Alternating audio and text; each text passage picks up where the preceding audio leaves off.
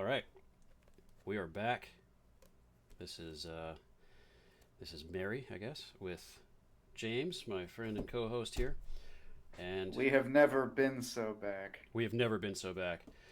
Uh, for the audience and for James, apologies. I think I stepped up the difficulty level on this one because I'll be honest with you, I really don't know what I read.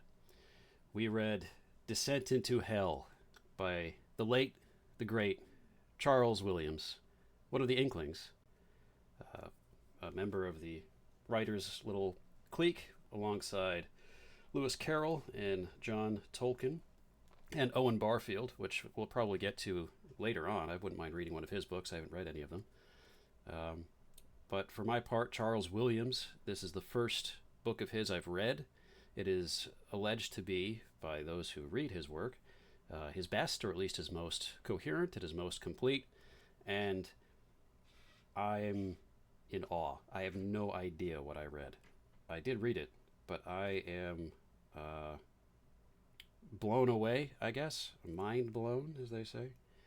It was strange. Very strange. I did like it, but it was strange. So my first impressions are weird. It's part ghost story, part supernatural story about the esoteric, some strange theological musings about the doctrine of substituted love, which Williams is somewhat well known for. I don't know how well that actually works out, but it's an interesting device. And a visceral and vivid descent into hell, very much every sense of the word by the end of it. So, what were your thoughts? How'd you think of it? What'd you think of it? Um, it stands out quite a bit from a lot of books, even an average book reader would probably encounter just because of, well, the prose, really. The style, yeah, the style's intense. Yeah, I think I mentioned this to you before we did this recording some time ago, but the way the prose is crafted, it seems to me like the narrator is just constantly struggling and often failing to contain him or herself and not wax rhapsodic about the wondrous realities that he or she is bearing witness to in the novel. Uh, Yeah. it just it just it just flows out, and it's it's often difficult to follow what exactly is happening. Yes. Some of that is, I would agree with a lot of that. It's heavily stylistic. I kind of liked it, but I do admit it makes it very hard to track what's going on. There are, yeah, it doesn't help too that the way that he's writing, there's many passages where the passage will begin with one character and then, like, almost seamlessly transition to a different character, where over the course of a conversation, somebody will enter a scene and then they'll begin talking, and then this character's sort of stream of consciousness almost runs into a different character's stream of consciousness, and now you're following a different character, like a long take going with the camera going through a party scene, just passing through different focuses on different characters. And if you're not paying attention, even when you are paying attention, it can be a little hard to track what the heck is going on here. But that keeps me on my toes. I liked that, actually. What I didn't like in the book was, frankly, I have no idea what happened. So, Well, I'm not going to pretend that I understand it in all of its fullness, but I think together you and I can get a little figure something closer out here. to. Yeah. Yeah, yeah. I there's no way I could break down for you uh, exactly everything that happened in the sense of just what events precisely unfolded Right. in the setting of the novel. I mean, depending Well, on who you ask, someone could just say, "What do you mean? What happened? What he described? It's not. right. It's Yeah. not supposed to be symbolic or metaphorical." No, I don't think Someone that's could the argue case that. for a second. I think there's a lot of symbolism going on in here. Okay. But before the symbolism, just a quick summary of events for those of you who have not read the book and maybe wish to. You've got 12 chapters to work with, and it's only like 220 pages in length, at least my copy is. But it feels longer than that because of the style and the prose that he's writing with. But it's basically, simplest explanation is it's about a playwright, a writer who runs in some of these relatively elite social circles, who manages to get a amateur production put on of a play that he wrote, and the play is about Zoroaster, or at least it features Zoroaster as a component. The thing is, the play itself really, like, the function of putting the play on is what the book is about, ostensibly, but the play itself features very little in the novel. There's only a handful of pieces in which they discuss what the play is about, and I maybe I'm really missing something here, but I don't think that the substance of the play plays a whole lot of role in the rest of the book, because over the course of this, you're introduced to characters such as Pauline Stanhope, who is haunted by a doppelganger of herself that she can't look at because she's afraid she'll die if she does so. You're introduced to Stanhope, who is the playwright himself, who has some interesting theological beliefs. He's pretty clearly, I think, reading more about Charles Williams himself. I think he's supposed to be kind of a stand-in for Charles Williams, in an almost an explicit sense.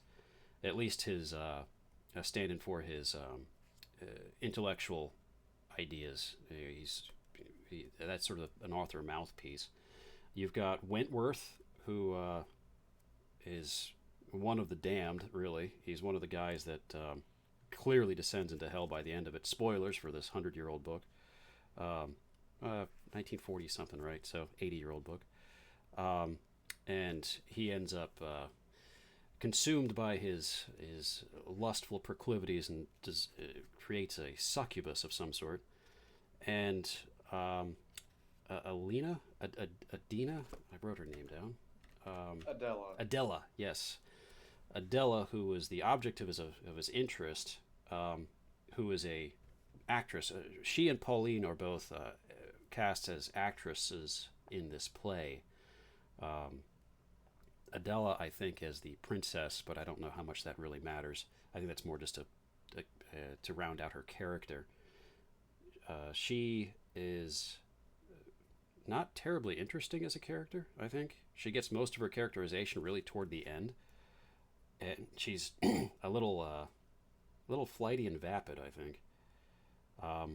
But to explain this novel as a socialite puts on a play about that takes, that's one of his works, really does not explain the novel at all, because you have like a ghost who ends up connecting and talking to Pauline's dying mother, and then I guess passes on to the next life or next world as she passes on, as she dies. You've got Wentworth's rather insane seclusion that he goes into with this succubus thing.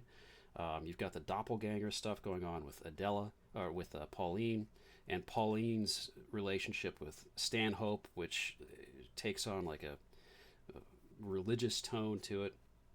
So, that's what I mean by I really have no idea what the heck I read, because this is hard to piece together, and it frankly a little nuts. And then towards the end, you have nuts stuff of like the graves opening up and people coming, like bodies coming out of graves, and this collapse of a shed near this cemetery that Lilith is in of some sort. I just baffling stuff. So, It was cool, I so think, for, but baffling. yeah.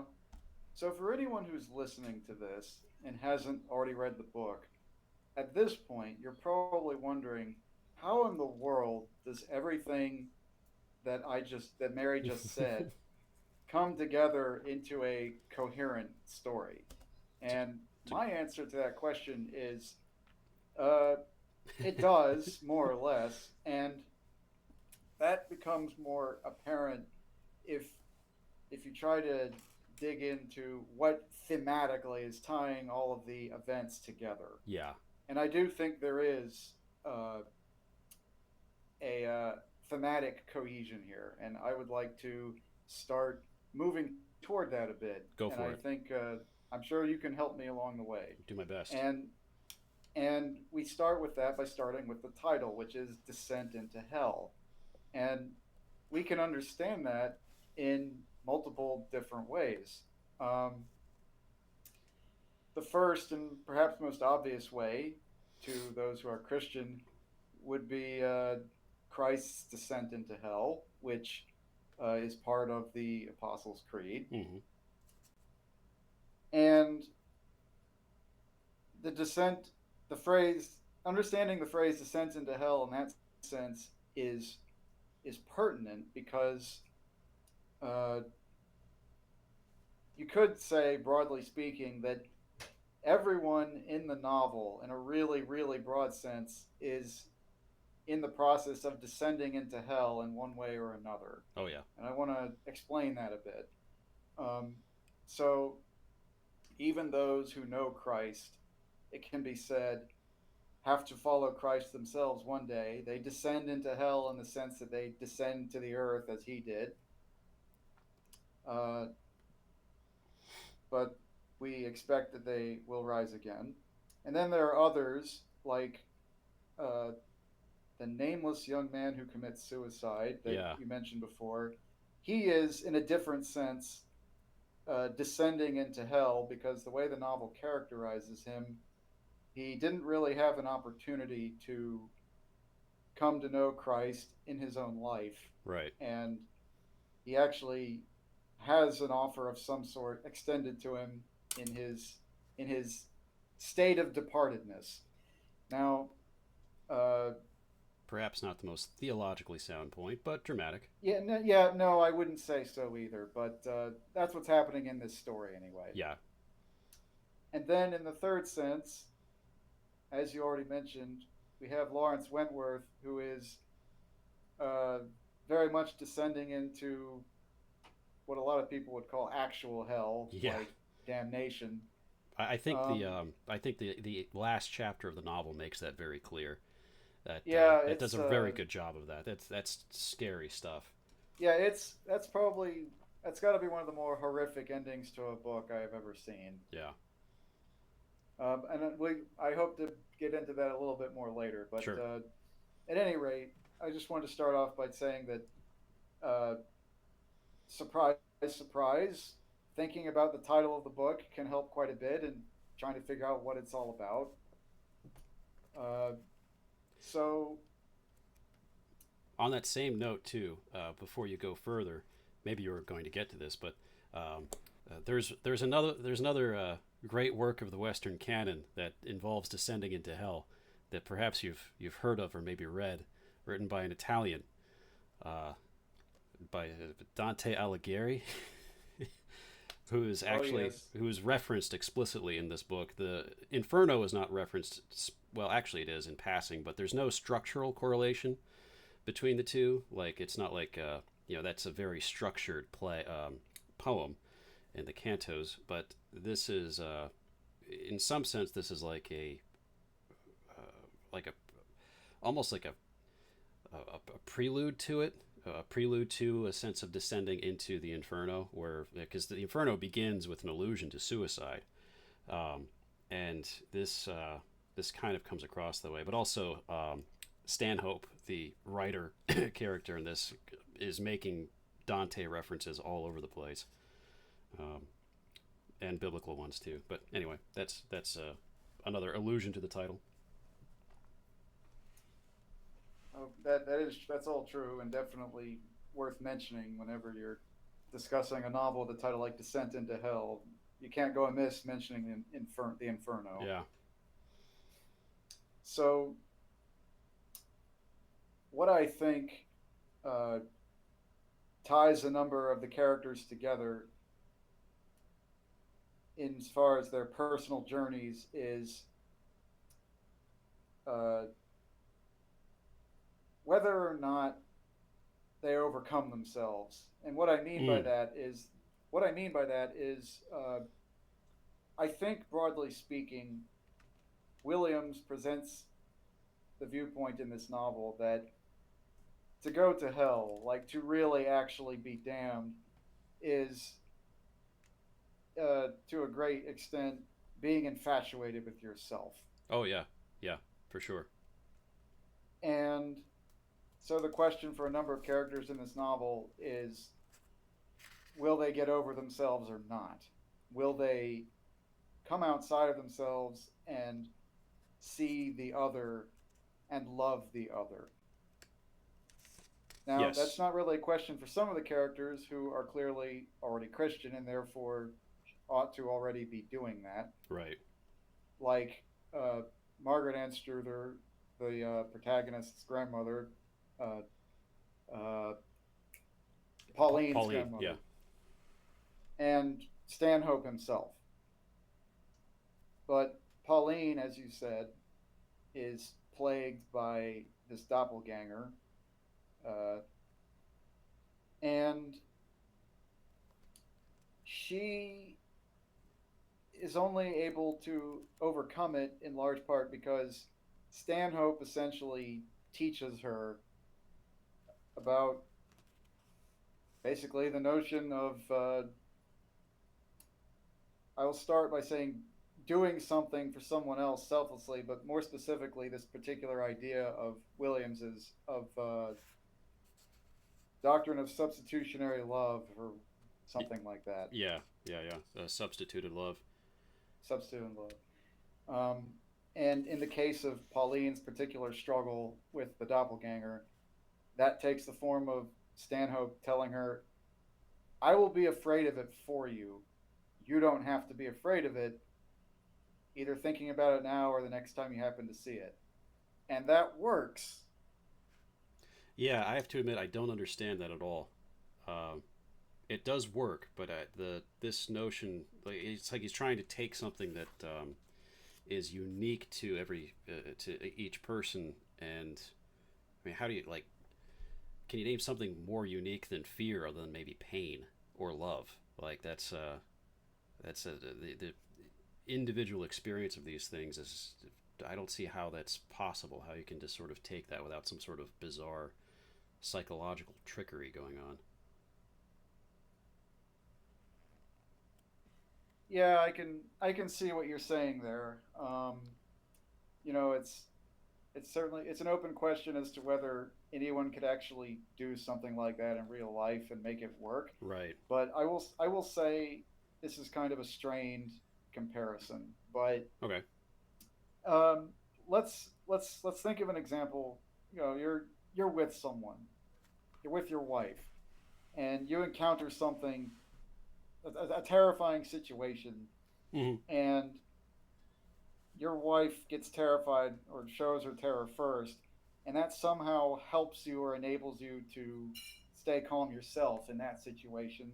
Mm. Uh, and if you think about it that way, I thought maybe perhaps it's not so far fetched. The comparison may be too far flung to work, but that was the that was the only real life counterpart situation I could think of that sort of approximated to what was being discussed here. But maybe that's too tenuous. What do you say? That kind of makes some sense. Yeah, I'm not sure.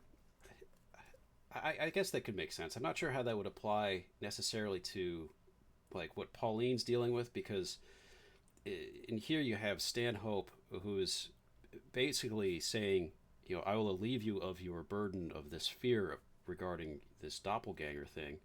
Um, but he's able to do this even in absentia, where like he's just not there with her when she experiences the doppelganger, but psychologically she's able to transfer that over to him somehow, and make it not her problem. But um, I just don't really understand how that works. But yeah, that's kind of the problem with this doctrine of substituted love. Is it's like it's trying to take something that is highly unique and transpose it between two created beings, um, and that doesn't seem like it makes any sense at all. But like if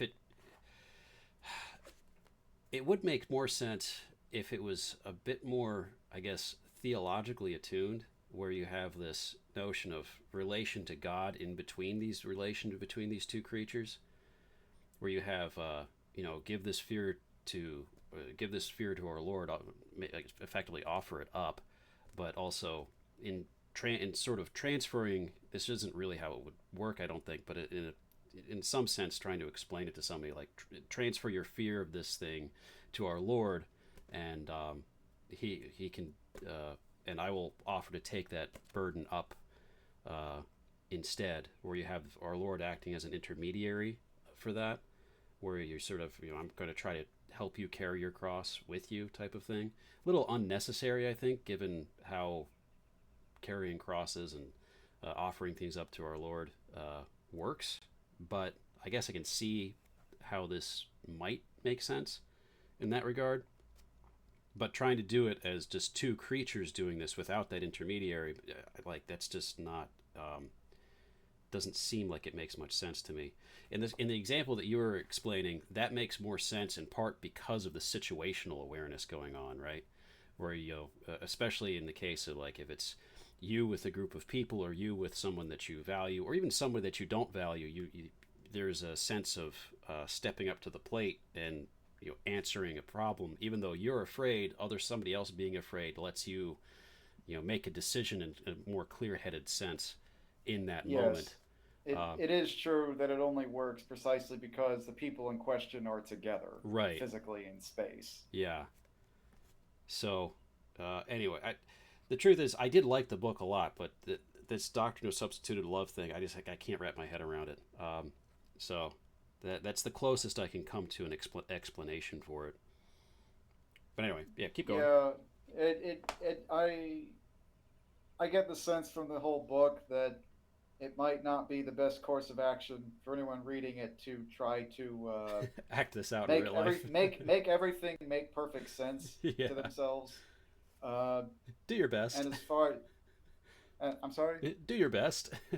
Yeah, and as far as what you were saying before about how it could have been explained instead, about as it relates to God or to Christ. The book overall is obviously nowhere near that didactic. So no, yeah. I don't. That probably would have been a bit much for Williams. Yeah. At least in a fictive mode. Yeah. Cool. But the bottom line for Pauline is that not that it's ever spelled out in so many words, but she's effectively converted by Stanhope's effective his advice, his theological, formed friendship with her. Yeah. On the other hand, Wentworth goes in a different direction. As you mentioned already, Wentworth is infatuated with another one of these local ladies in the play named Adela Hunt, and the problem with that, well, one of the problems with that is that she appears to already be seeing someone who's actually her age, and she's engaged, actually, I think, to that guy Hugh something rather. He's a duke of some kind. Or right in the play, I think. Oh yeah, right. But Hugh Prescott, yeah, I have in my note that he's her boyfriend, but I feel like they were actually engaged. They were due to be married, but I don't know for sure. I can't remember. Yeah, they're together in some sense. Definitely, yeah. And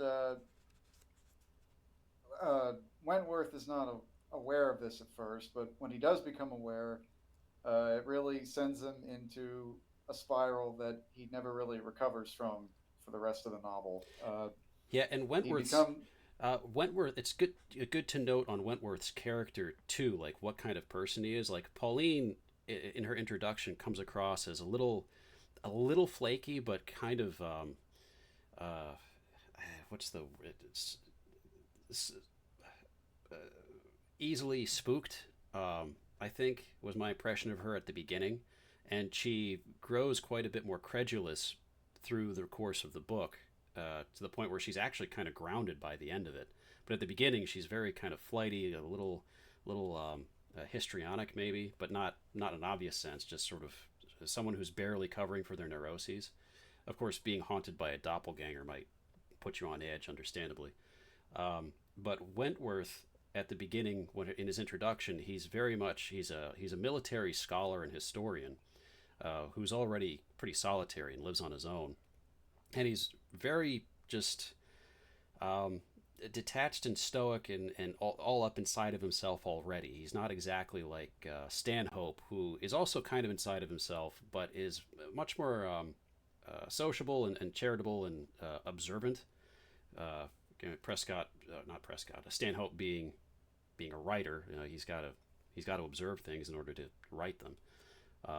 But Wentworth is sort of like an inversion of Stanhope in some sense, where they're both very intelligent, but one of them's intelligent in a sort of an outgoing sense, outward bound sense, and Wentworth is much more, you know, if he had been perhaps a better person, then he would be building train platforms in his basement or something like that, instead of summoning a succubus. But yeah, so just to see where the characters are before they begin their transformation over the course of the play. Go ahead.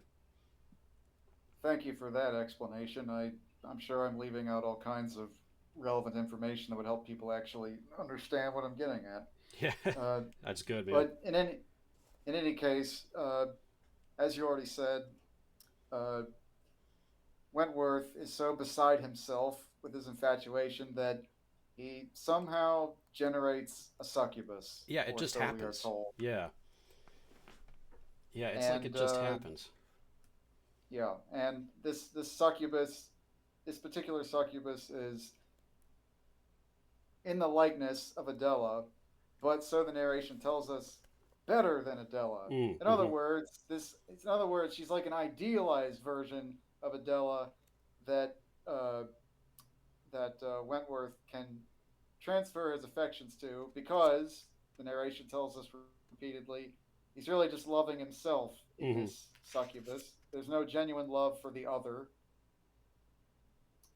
and he, in that vein, just continues to sink into himself through the rest of the novel, and just shuts out pretty much everything else, and he just gets worse and worse. And there are multiple times in the narration where it's very expressly said, here was a juncture, some occasion or another, where he could have snapped out of it and started actually acting human again, but he But didn't. he didn't. Yeah. Kept he kept spiraling into self-absorption, and it actually gets to the point where he's shortly before the end of the novel, he's barely able to engage with the world around him. Yeah. Yeah. Uh, I've got a few passages I could read for that actually.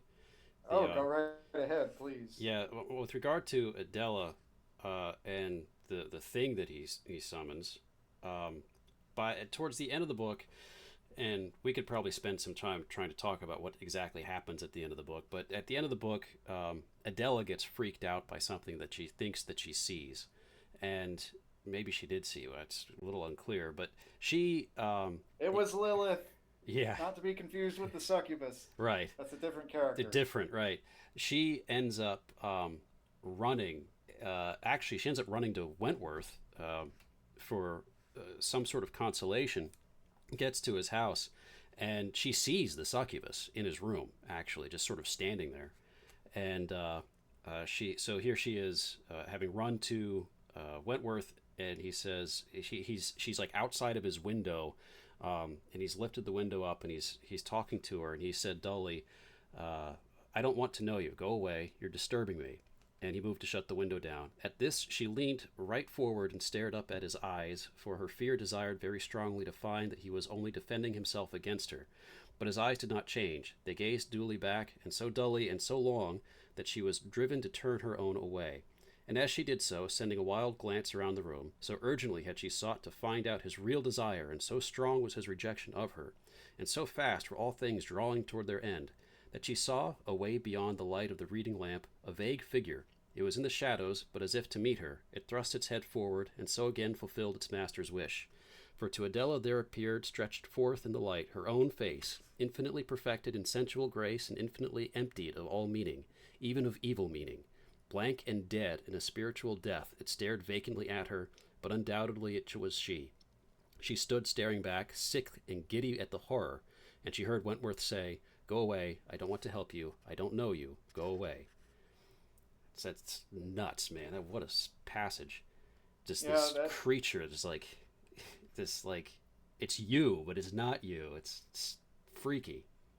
Yeah, thank you for quoting that because I really didn't remember that she saw her own succubus. Yeah, Uh, so this is the punchline of Wentworth's journey: is that he starts off infatuated with this woman, and then he becomes so infatuated with his ideal version of her that when the real thing confronts him and is just pretty much literally begging him for for help. Yeah, comfort and support, yeah, he says, "Go away. I don't know who you are. I don't want anything to do with you." yeah. Because this goes unspoken, because the idealized version of you that I've created for myself is much preferable. I've got what I want. Yeah, there is something else actually. I think it's in the Tryst of the Worlds chapter. I don't have this one. Maybe I do have it marked. Actually, I've got a marker down here. Oh no, that's not it. That's for something else entirely.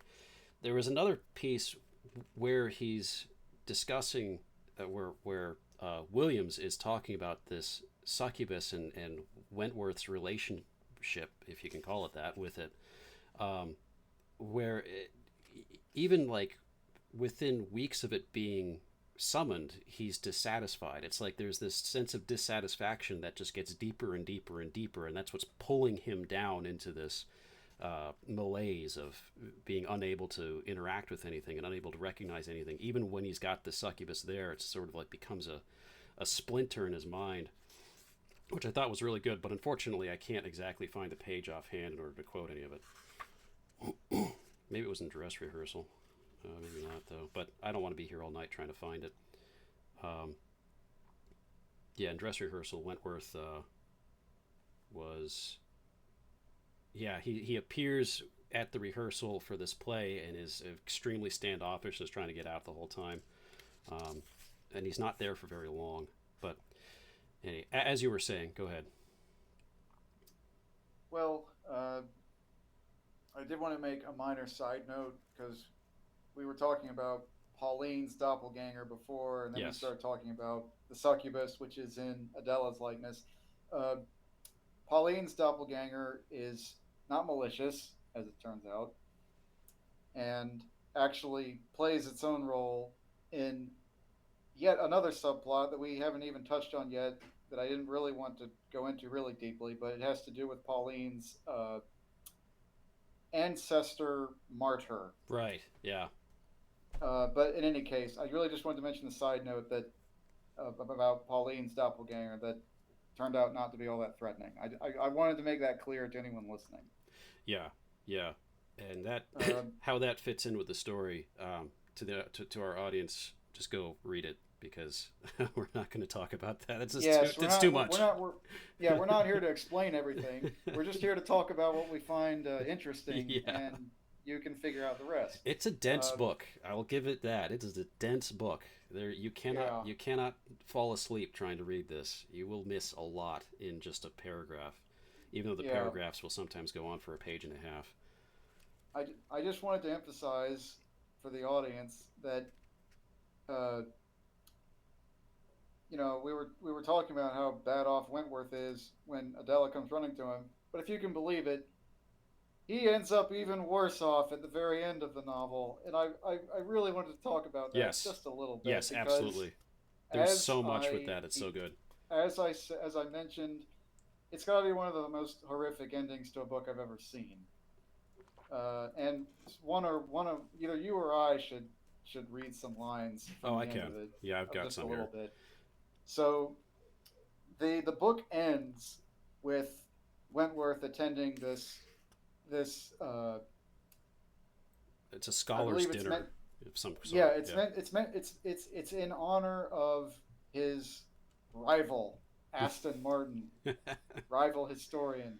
And the way the narration explains it to us is they disagree over some minute question of historical military scholarship. But whereas Aston Martin actually cares about the questions as a matter of principle, Wentworth doesn't really, and he just good lord, is using it as a means of self-aggrandizement, I guess. I've got that passage right Uh, here, actually. oh, please. Yeah. If he had ever hated Sir Aston because of a passion for austere truth, he might even then have laid hold on the thing that was abroad in the world and had been saved. If he had been hopelessly wrong in his facts, and yet believed them so, and believed they were important in themselves, he might have felt a touch of the fire in which the Marian martyr had gone to all his glory, and still been saved. In the world of the suicides, physical or spiritual, he might have heard another voice than his, and seen another face. He looked at Sir Aston and thought, not, he was wrong in his facts, but I've been cheated. It was his last consecutive thought.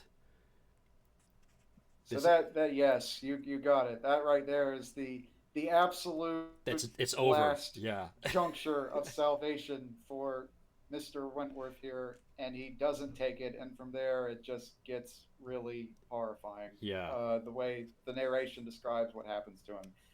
Essentially, I would still love to hear whatever excerpt you pulled out from it if you did, but essentially he seems to completely lose all ability to engage with what's around him, and everything just kind of blurs together, and he's almost, it seems like, reduced to a vegetable. Yeah. And that's what something some years ago I was doing some research on hell, and I remember some of the old. I don't think this. It might have been in St. Thomas, but it was in. It was in somebody that was mentioning how, in hell you cannot move, you can't even breathe. You're sort of. There's one saint who claimed or considered, probably in a sermon of some kind, that the soul that falls into hell is left where he lay because he cannot move, and something like that. Or you're just sort of stuck in one position and you can't. It's a total absence of anything that's good.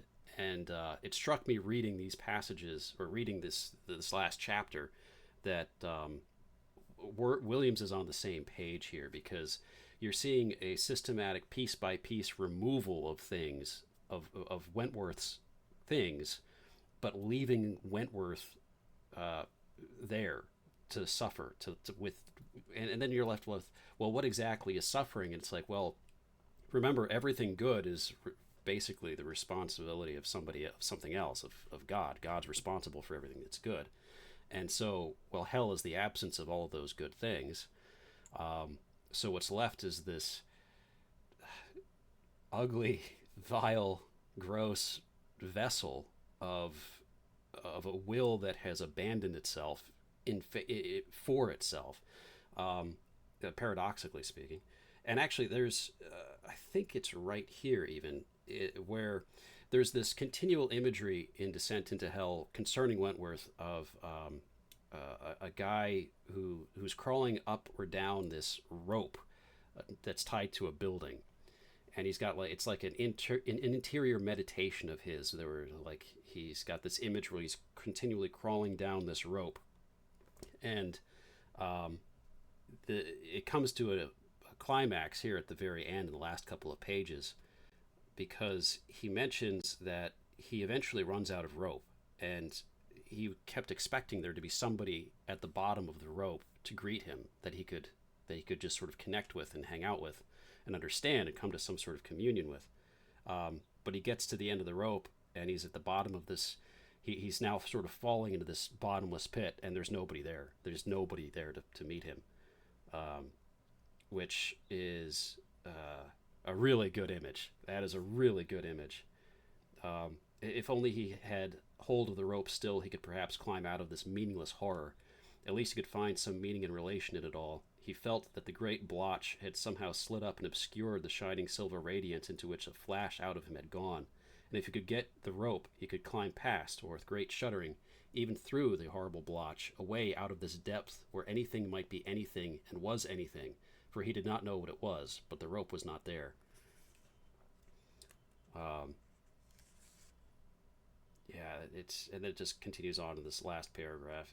It's He now had no consciousness of himself as such, for the magical mirrors of Gomorrah had been broken, and the city itself had been blasted. Oh, that's not going to make any sense unless you read the rest of the book. Um, the shapes, the shapes that he's seeing, the people around him, the shapes stretched out beyond him, all half turned away, all rigid and silent. He was sitting at the end, looking up an avenue of nothingness, and the little flames licked his soul, but they did not now come from without, for they were the power, and the only power his dead past had on him, the life and the only life of his soul. There was at the end of the grand avenue a bobbing shape of black and white that hovered there and closed it.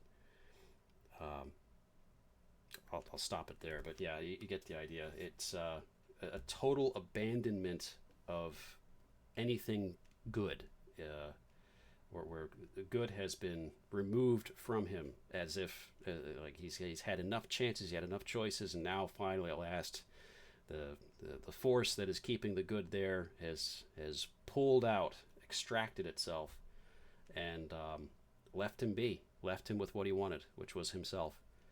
And what an ending. Scary stuff. I agree with you. It's one of the most horrifying endings to a novel I've read in recent memory, probably ever. The only one that comes close would be Evelyn Waugh, Handful of Dust. That one's also pretty scary, but for a different reason. Similar but different reason. This is fitting, more fitting, I think, too. Yes, it's it is as you say. I can't really add to it. I've already made clear that I well I enjoyed it for what it was. I will say that. Yeah. Uh, and I unless you wanted to add something to this, I actually wanted to turn to what could be considered a sidebar with this book. Go for it. Uh, so I would say this is not the main focus of the novel, but I detected an undercurrent of engagement with the idea of literary criticism Hmm. and just how bad it can be, uh, Okay. going on alongside the subplot of the play being put on. Yeah, Uh, definitely expand on that.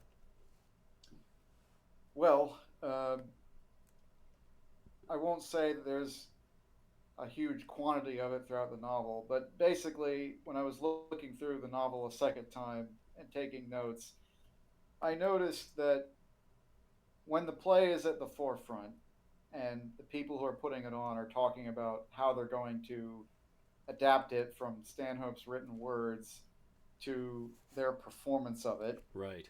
uh, there tend to be the characters tend to start uh, making known their ideas of how this should be done and their ideas about art pretty quickly. And Yeah. a Yeah, you're lot of right. what gets a lot of what gets said just kind of seems like nonsense words put together that don't seem to really mean anything in particular, which Yeah, uh, I wouldn't be surprised if Williams was saying something there. absolutely.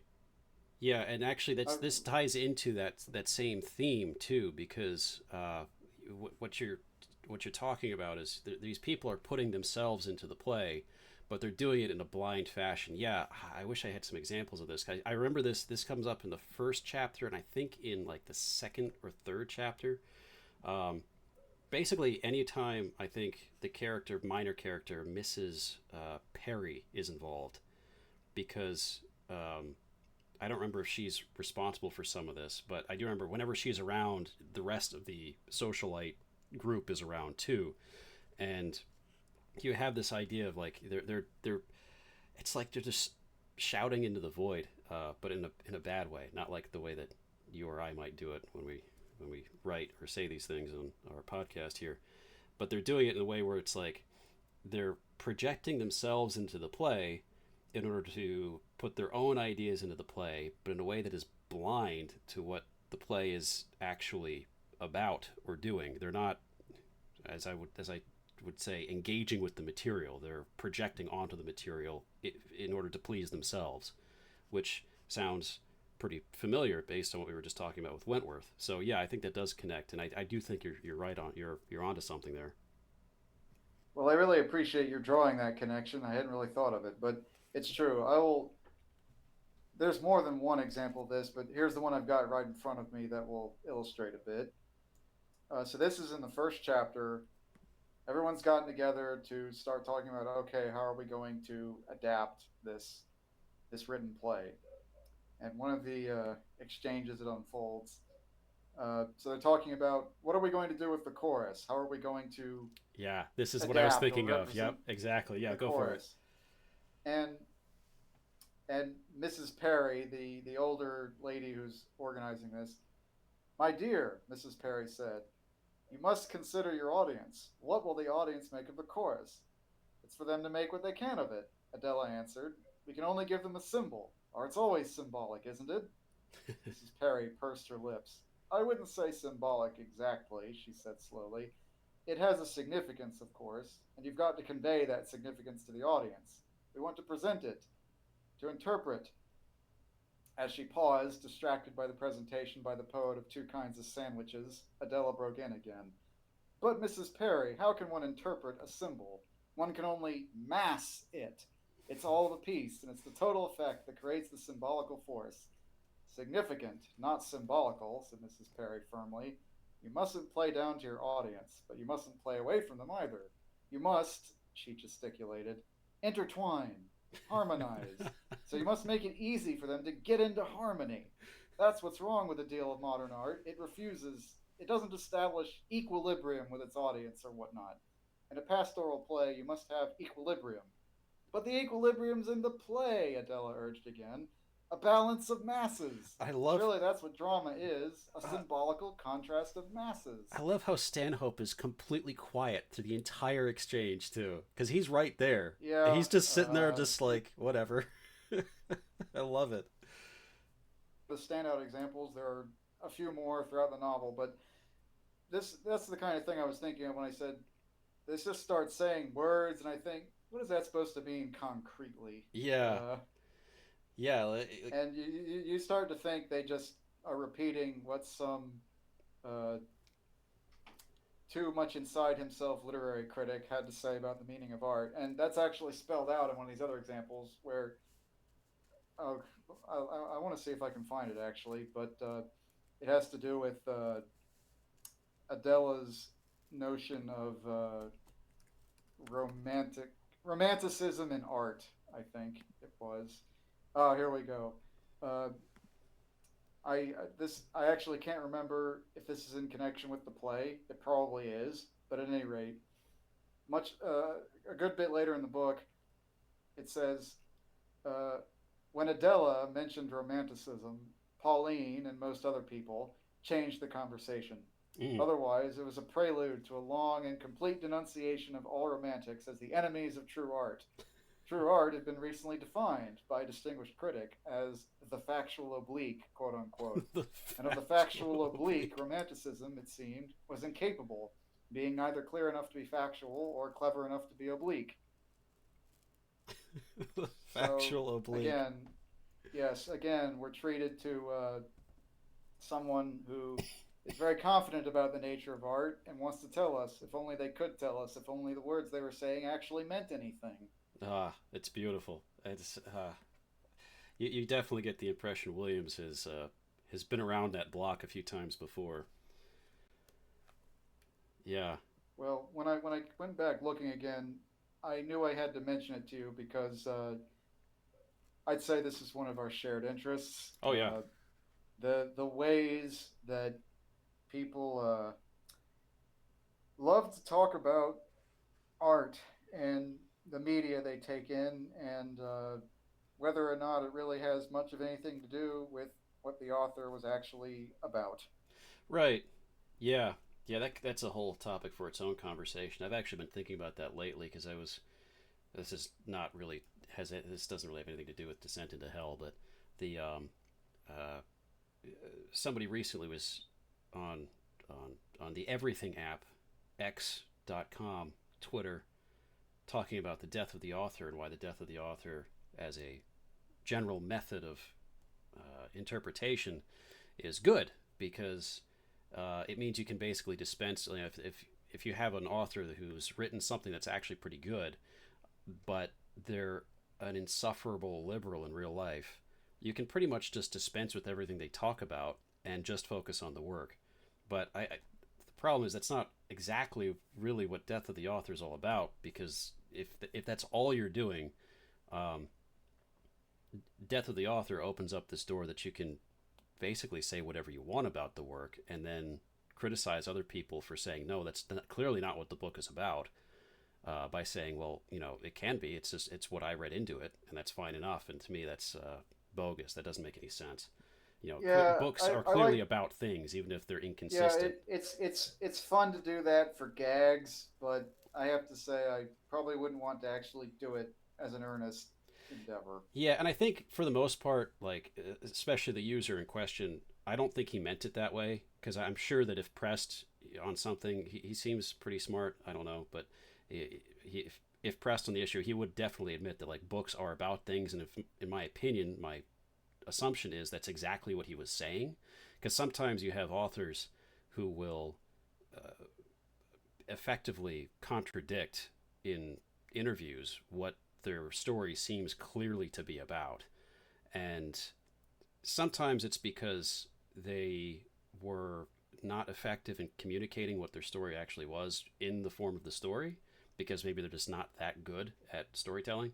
Um, or sometimes it's because they change their mind later in life and want to retcon their own story, but you can't do that. So that's like making an attempt in the public eye to be like, well, no, that's not actually about that. Um, and then sometimes in the case of artists or writers or filmmakers or whatever, who are truly exceptional at their craft, it turns out they're telling the truth and they're not changing their mind, and you just didn't get the story. Like, you really didn't understand the story, and over time you start to come to this realization. So generally speaking, um, I think if an artist does bother to comment on their work, you should take that with a few grains. You should actually try to incorporate that into your impression of what the story's actually about. If they say it's about a specific thing, you should take that in mind. Doesn't mean they're right. Doesn't mean that you have to like take that um, interview or that segment of a journal and elevate that to a position prior to the interpretation of the text, because the text is still of primary importance. But you should still consider, maybe I should be looking at the text with this in mind, um, even if you know it's like something to help you in the interpretation. And sometimes you can dispense with it entirely. Most of the time, for people for artists that are truly like uniquely gifted at their craft, it's a bad idea to just dispense with it entirely, because that is a good way to end up like way off the reservation for what the particular piece actually means. Um, but and sometimes people will just say stuff that doesn't matter, like J.K. Rowling famously talking about how, I was gonna yeah, bring that up. yeah, when it's like she's making notes to Harry Potter long after the fact that literally, for the most part, don't matter at all to what the story's about. It just doesn't. It has nothing to do with anything, and Yeah, they're unnecessary changes, or they're unnecessary it, like attitudes about it that it's just like, listen, Rowling, it, just you've got your money, just stop, stop it's a talking about it. it's a great counterpoint example of why you don't have to pay too much attention to absolutely everything an author says. Yeah. Dumbledore was gay, by the way. I just wanted to tell everyone that. You Yeah, you you won't be able to prove it from reading the books, but I assure you it's the case. yeah, and then actually, that's a good thing to point out too. I was just thinking about that because I just said that like it doesn't make any difference, because I was thinking of like hormones being black or whatever, but in the case of Dumbledore Oh being yeah, that one too.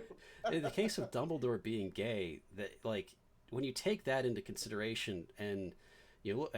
Granted, I haven't read the book since I was a kid. I haven't read the last one, but I read, I think, 5 of them. I don't remember if I read the 6th. Is the 6th one the one where they go and get all the little different pieces of the bad guy's soul, of Voldemort's That's soul? the seventh one. That is the 7th one?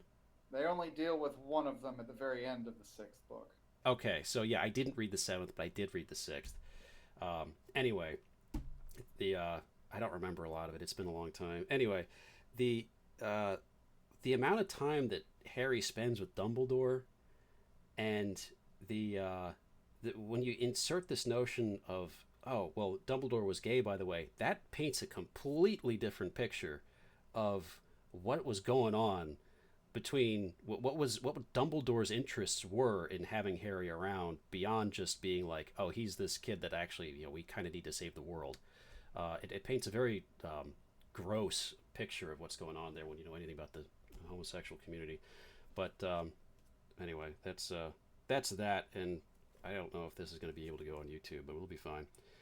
Fortunately, she made it up after the fact, and the textual basis for it there's is nothing either completely or virtually non-existent. Yeah, there aren't any of those overtones in the text, to my knowledge. But anyway, we can tie this back full circle, because J.K. Rowling was, or is, I guess, she's still alive, an English author, much like Charles Williams was, also an English author, writing in the Anglo tradition here. So that's full circle here, and that's about as far as I can bring these two things together. I don't think they really go together too much past that. We're allowed to stray a little bit. Oh, of course, yeah. Hey, we can do whatever we want. It's our recording. Exactly. I told you all along, we're here to have fun first, and if the rest of you get something out of it, that's just a bonus for you guys. For sure. But that is there is more that can be said about Descent into Hell. I think I've exhausted my energy for it tonight. It's a very dense book, and it is. I like it a lot. There's a lot of weird stuff in it. It is a little tough to read. And I don't usually say that about books, because usually books aren't really that hard to read. But this one this is actually a little bit of a challenge. But it's rewarding for precisely that reason. I promise you, yes. This will not just feel like reading any other old book. No way, no how. No, this drags you places that you may not want to go. And it's really cool. Yeah, like once you get to the last, like, 3 or 4 chapters. Each chapter is kind of cool too, because each chapter is sort of self-contained in a way, not in the sense it's its own short story, because the whole book does flow together, but each chapter does well, like having these scenes that all go together, and it's just, that's the package, and then here's the next chapter, and then here's the next chapter. But by the time you get to the last, I'd say 3 chapters, those last 3 are just nuts. They are, like, strap in, because this roller coaster only has one destination, and it's down, and you're going there fast. It does a really good job with that, so I recommend it. I think people should read this, and I don't plan on reading another book of Charles Williams immediately. I've got other things on my list, but I will pick up another one soon. Granted, allegedly this is his best, so it only gets worse from here, but still, I doubt it gets that much worse. So I had for a long time wanted to read something by Charles Williams. Now I have. Now you I have. recommend this one. Yeah. It's interesting. We didn't really talk much about the Inklings, which is how I knew about Charles Williams, and I'm sure that's how you knew about him too. His association with Lewis Carroll and Tolkien. But I don't have much to say on that. You mean C.S. Lewis. Sorry. Yeah. C.S. Lewis. I'm pretty sure I said Lewis Carroll last time too, now I think about it. I don't know how I did that, but yeah, C.S. Lewis. And all I have to say on that is, this is not like either of them at all. It is, oh my word, way different. C.S. Lewis is C.S. Lewis is a lot of things, good things, but comparing this, Williams and C.S. Lewis is like pop music versus something else. If I may. Experimental industrial music. Sure. drone music. All I mean to be saying, that's not really a knock on C.S. Lewis. I just mean that in my experience, a lot of Lewis's work has much more mainstream appeal than Yeah, the book we've been talking about does. absolutely. Absolutely. And for the most part, C.S. Lewis is not nearly as dark as this is. I mean, Oh no. like there's nothing explicit in Descent into Hell. There might be a few, even the passages describing the relations with the succubus they don't get explicit. They're in this sort of mode of prose No, that are this that like this you know no, it's exactly what's happening, but he doesn't have to, you know, be crass about it. this Um, is it's this is not erotica. no, and it's also not violent. It's not gory or anything like that. It's just extremely dark because you're watching these people destroy. Well, at least one of the characters, and to some extent You're another watching character. them descend into hell. That's Yeah, pretty dark. it's pretty dark, right? Yeah. So, And it gets even darker if you start looking at yourself, maybe descending into hell. If you start yeah, paying attention to yourself. I was thinking that too. There are a lot of there are some passages in here where you can sort of see yourself in some of this stuff, and you're like, that's wow. Or you can see And like that's how exactly certain why the ending is so horrifying, because it's like, that could be me. yeah, you could see like proclivities you might have in mirrored in these characters. You're like, oh, I could see how I could end up there. I could see how I could end up thinking this way, or end up descending that rope that Wentworth is looking for the bottom of. I could imagine, that kind of thing. So yeah, Lewis is great, but this is some pretty dark stuff. Tolkien, I think, can get just as dark, but in a very different fashion. Tolkien just viewed the world in a very different way and wrote accordingly. So obviously, it's the Tolkien I hold in very high regard. I like his work a lot. He's had a big influence on me. This has had some influence on me as well, though. This is going to be this is fantastic. So, with that in mind, that's my take on Descent into Hell. Any last words on this? I got out pretty much the high points I wanted to. As always, this is nowhere near a complete summary. We No. just pulled out the things that really struck us that we felt like chatting about. Yeah, definitely the most important things, I think. The picking up on the literary criticism angle was cool. I didn't even think of that until you mentioned it. That was a good one. But It's not nearly as apparent as everything else, but it just kept popping up when I went back to look. yeah, yeah, cool. All right, well, that'll do it for the evening. That'll do it for this episode. I hope all of you have a wonderful night, and that's it. That's my take. I'll let you have the last word, James. Good night, everyone.